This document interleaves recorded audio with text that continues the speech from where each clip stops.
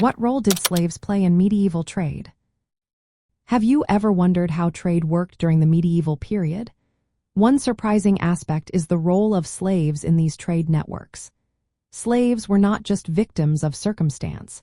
They were integral to the economy and trade routes of the time. In Northern and Eastern Europe, archaeological findings reveal that slaves were a key part of extensive trade networks. During this period, slavery involved capturing and selling people as commodities. Many slaves were captives or individuals subjected to judicial slavery. Unlike the rigid systems of later centuries, medieval slavery was often more fluid. Slaves could be bought, sold, or even resold multiple times along trade routes.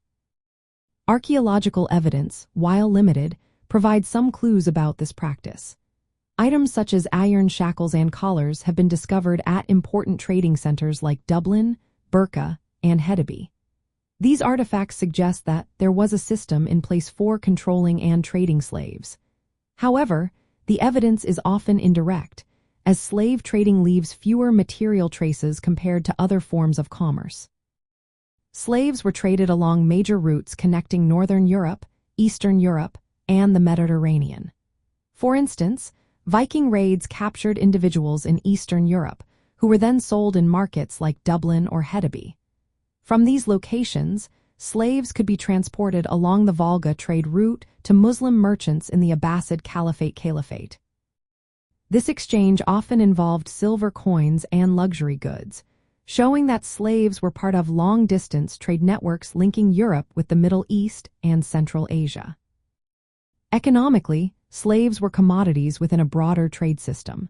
Their exchange was often tied to other goods, such as furs and silver. This indicates that slaves played a role in complex commercial transactions. The presence of Islamic silver coins in Northern European sites highlights the economic connections fostered by the slave trade. Socially and culturally, the practice of slavery was influenced by religious and legal norms. Both Christian and Muslim laws generally prohibited enslaving co-religionists. However, individuals could be enslaved from other groups, often due to warfare or debt. This shaped who was enslaved and traded, affecting the demographics of the slave trade.